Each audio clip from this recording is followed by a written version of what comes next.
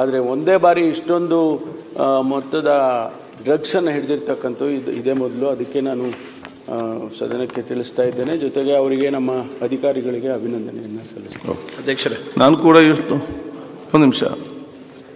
ಅಧ್ಯಕ್ಷರೇ, ನಾವು ಸಹ ಒಂದು ಅಭಿನಂದನೆ ಸಲ್ಲಿಸ್ತೇವೆ. ಸನ್ಮಾನ್ಯ ಸಭಾಧ್ಯಕ್ಷರೇ, ಏನು ಯುವಕರನ್ನು ಬಲಿ ಪಡೀತಕ್ಕಂಥ ಒಂದು ಮಾದಕ ದ್ರವ್ಯದ ಸುಮಾರು 75 ಕೋಟಿ ರೂಪಾಯಿಯ ಮೌಲ್ಯ ಇರತಕ್ಕಂಥ ಒಂದು ಮಾದಕ ವಸ್ತುವನ್ನು ಮಂಗಳೂರು, ವಿಶೇಷವಾಗಿ ಮಂಗಳೂರಿನ ಪೊಲೀಸರು ಬೆಂಗಳೂರಿಗೆ ಬಂದು ಆ ಮೂಲಕ ರಾಜ್ಯದಲ್ಲಿ ಅದರ ಜಾಲ ಎಲ್ಲಿ ಇದೆ ಅದನ್ನು ಹುಡುಕಿ ಹಿಡಿದಿರ್ತಂಥದ್ದಕ್ಕೆ ನಾನು ಮಂಗಳೂರಿನ ಜನತೆಯ ಪರವಾಗಿ ನಾನು ಅವರಿಗೆ ಇಲಾಖೆಯ ಪೊಲೀಸ್ ಅಧಿಕಾರಿಗೆ ಅಭಿನಂದನೆಯನ್ನು ಸಲ್ಲಿಸಲಿಕ್ಕೆ ನಾನು ಸಂತೋಷ ಪಡ್ತೇನೆ. ಇದನ್ನು ಸ್ವಲ್ಪ ಪೊಲೀಸ್ ಇಲಾಖೆಯ ಮೂಲಕ ಇನ್ನಷ್ಟು ಕಾರ್ಯಪ್ರವೃತ್ತ ಹೆಚ್ಚು ಮಾಡಿದರೆ ಒಂದು ರಾಜ್ಯವನ್ನೇ ಮಾದಕ ವ್ಯಸನ ಮುಕ್ತ ರಾಜ್ಯವನ್ನಾಗಿ ಮಾಡತಕ್ಕಂಥ ನಿಟ್ಟಿನಲ್ಲಿ ಪೊಲೀಸ್ ಇಲಾಖೆಗೆ ನಮ್ಮ ಮಾನ್ಯ ಗೃಹ ಸಚಿವರು ಇನ್ನಷ್ಟು ಶಕ್ತಿಯನ್ನು ತುಂಬತಕ್ಕಂಥ ಕೆಲಸ. ಮಾನ್ಯ ಸಭಾಧ್ಯಕ್ಷರೇ, ಮಾನ್ಯ ಗೃಹ ಸಚಿವರು ಹೇಳಿದಂಗೆ ನಮ್ಮ ಕರ್ನಾಟಕ ರಾಜ್ಯದ ಮಂಗಳೂರು ಭಾಗದ ಪೊಲೀಸ್ ವ್ಯವಸ್ಥೆಯಲ್ಲಿ ಪೊಲೀಸ್ ಅಧಿಕಾರಿಗಳು, ಸಿಬ್ಬಂದಿ ವರ್ಗ ಒಂದು ಒಳ್ಳೆ ಕಾರ್ಯಾಚರಣೆ ಮಾಡಿ ಆ ಮಾದಕ ವಸ್ತು ಡ್ರಗ್ಸ್ಗಳನ್ನು ಏನು ಆ ಜಾಲವನ್ನು ಕಂಡಿಡಿದು ಒಂದು ಉತ್ತಮ ಒಂದು ಕರ್ತವ್ಯವನ್ನು ನಿರ್ವಹಿಸಿ ಈ ಯುವಜನಾಂಗ ಇವತ್ತೇನು ಬಲಿಯಾಗ್ತಿರುವಂಥ ಹಿನ್ನೆಲೆಯಲ್ಲಿ ಒಂದು ಮಾತು ಕಾರ್ಯವನ್ನು ಮಾಡಿದ್ದಾರೆ. ಅವರಿಗೆ ನಾನು ವಿಶೇಷವಾಗಿ ಮಾನ್ಯ ಗೃಹ ಸಚಿವರು ಮತ್ತು ಆ ಸಿಬ್ಬಂದಿ ವರ್ಗದವರಿಗೆ, ಪೊಲೀಸ್ ಅಧಿಕಾರಿ ವರ್ಗದವರಿಗೆ ಅಭಿನಂದನೆ ಸಲ್ಲಿಸ್ತೇನೆ. ಇದೇ ರೀತಿ ರಾಜ್ಯದಾದ್ಯಂತ ಮಾನ್ಯ ಮುಖ್ಯಮಂತ್ರಿಗಳು ಕೂಡ ಇದನ್ನ ನಿಯಂತ್ರಣ ಮಾಡ್ತೀವಿ ಅಂತಕ್ಕಂಥದ್ದನ್ನು ಕೂಡ ನಿನ್ನೆ ಮಾಧ್ಯಮದ ಮೂಲಕ ತಿಳಿಸಿದ್ದಾರೆ. ಅದನ್ನು ಕೂಡ ಸ್ವಾಗತ ಮಾಡ್ತೇವೆ. ಅದು ಕಟ್ಟುನಿಟ್ಟಿನ ಒಂದು ವ್ಯವಸ್ಥೆ ರಾಜ್ಯದಲ್ಲಿ ಆಗೋದ್ರ ಮೂಲಕ ಈ ದೇಶಕ್ಕೆ ಕರ್ನಾಟಕ ಒಂದು ಸಂದೇಶವನ್ನು ನೀಡಬೇಕು ಅಂತ ತಮ್ಮ ಮೂಲಕ ಸರ್ಕಾರಕ್ಕೆ ಮನವಿ ಮಾಡ್ತೀವಿ. ಸಭಾಧ್ಯಕ್ಷರೇ, ಮೊನ್ನೆ ರಾತ್ರಿ 2 ತಿಂಗಳ ಹಿಂದೆ ನಮ್ಮ ಕ್ಷೇತ್ರ ನ್ಯಾಮತಿ ತಾಲೂಕಿನಲ್ಲಿ 28 ಕೋಟಿ ರೂಪಾಯಿದು ದರೋಡೆಯಾಗಿತ್ತು. ಬ್ಯಾಂಕು, ಬಂಗಾರ ಮತ್ತು ಹಣ.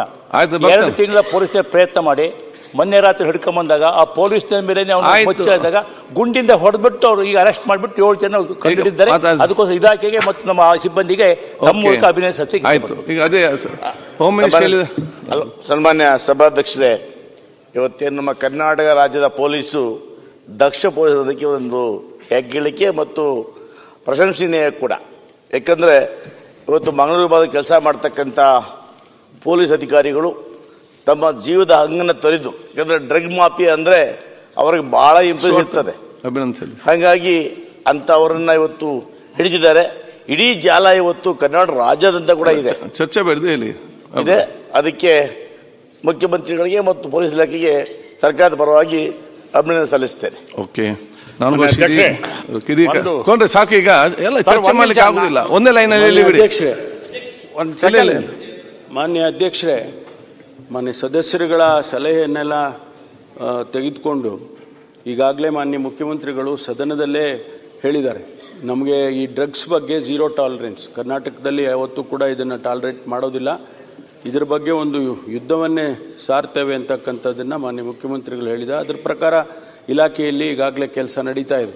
ಹಾಗಾಗಿ ಮಾನ್ಯ ಸದಸ್ಯರುಗಳ ಸಲಹೆಯನ್ನು ತಗೊಂಡು ಇನ್ನಷ್ಟು ತೀವ್ರವಾಗಿ ಈ ಡ್ರಗ್ಸ್ ಬಗ್ಗೆ ಕ್ರಮವನ್ನು ನಾವು ಇಡೀ ರಾಜ್ಯದಲ್ಲಿ ತಗೊಳ್ತೇವೆ ಅಂತ ನಾನು ಹೇಳೋದಕ್ಕೆ ಬಯಸ್ತೇನೆ.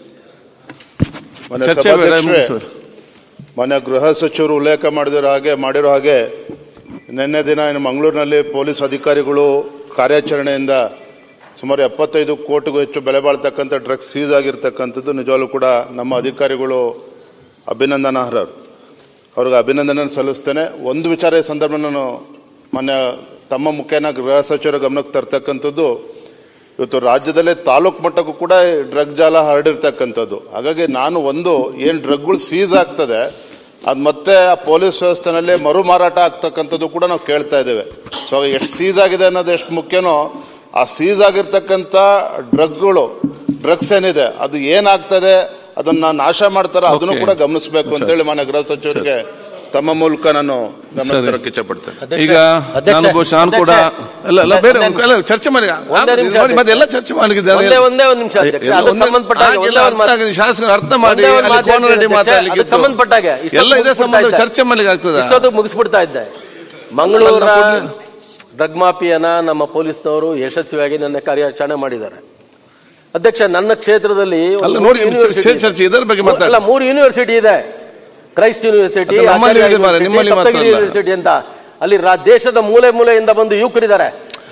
ಚರ್ಚೆ ಮಾಡಿ ಈಗ ನೋಡಿ ಅದನ್ನ ನಾನು ಹೇಳುವಂತದ್ದು ಆಯ್ತು. ಈಗ ಚರ್ಚೆ ಬೇಡ, ಕರ್ಕೊಂಡು ಹೋಗ್ತಾರೆ, ಅದಕ್ಕೆ ಸಪರೇಟ್ ಸಮಾವೇಶ ಕೊಡ್ತೇವೆ ಚರ್ಚೆ ಮಾಡ್ಲಿಕ್ಕೆ. ಮಾನ್ಯ ಮುಖ್ಯಮಂತ್ರಿ ಉತ್ತರ ಕೊಡ್ಲಿಕ್ಕೆ ಈಗ ಜಿಲ್ಲೆ ಅಭಿನಂದನೆ ಸಲ್ಲಿಸಿದ್ದಾರೆ.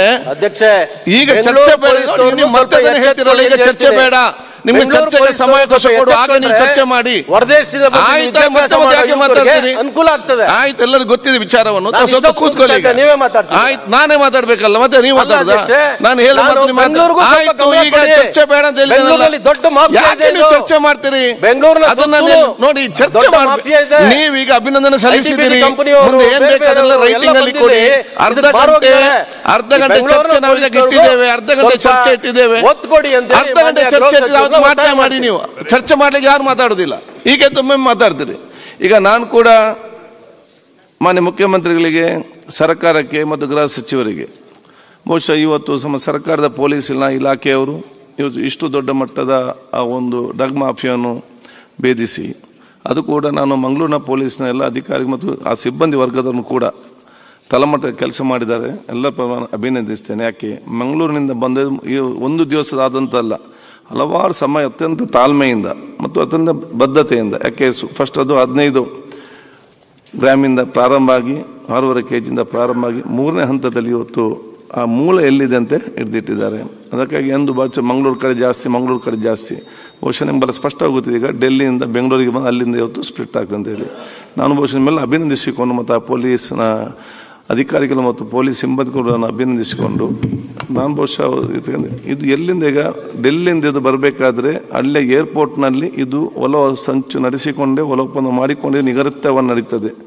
ಮತ್ತು ಇಲ್ಲಿ ಬಂದು ಇಲ್ಲಿ ಯಾರ್ಯಾರು ಅದು ಪೆಡ್ಲರ್ ಇದ್ದಾರೆ, ಸೊ ಸಂಪೂರ್ಣವಾಗಿ ಸ್ಟಾರ್ಟಿಂಗ್ ಎಂಡ್ ತನಕ ಈ ಕೇಸನ್ನು ಹಿಡ್ಕೊಂಡು ಹೋಗಿ ಒಂದು ಅಂತಿಮ ತಾರ್ಕಿಕ ಅಂತ ತಂದರೆ ಇನ್ನು ಪೆಡಲ್ ಮಾಡೋರಿಗೆ ಕೂಡ ಸ್ವಲ್ಪ ಹೆದರಿಕೆ ಆಗ್ತದೆ. ಬಹುತೇಕದಲ್ಲಿ ಇದನ್ನು ನಮಗೆ ನಿಭಾಯಿಸಲಿಕ್ಕೆ ಸಾಧ್ಯವಾಗುವಂಥ ಕೆಲಸ ಮಾಡಿಕೊಂಡು ಬಹುಶಃ ನಿನ್ನೆ ತಾನೇ ಆ 0 ಟಾಲರೆನ್ಸ್ ಬಗ್ಗೆ ತಾವು ಹೇಳಿದ್ದೀರಾ. ಇದಕ್ಕೆಲ್ಲ ನಾವೆಲ್ಲರೂ ಕೂಡ ಒಗ್ಗಟ್ಟಾಗಿ ನಾವು ಇಡೀ ಸದನ ಸಹಕಾರ ಕೊಡ್ತದೆ ಅಂತ ಹೇಳಲಿಕ್ಕೆ ನಾನು ಬಯಸಿ ಮಾನ್ಯ ಮುಖ್ಯಮಂತ್ರಿ ಉತ್ತರವನ್ನು ಕೊಡಬೇಕು ರಾಜ್ಯಪಾಲರ ಭಾಷಣ ಸಂಬಂಧ.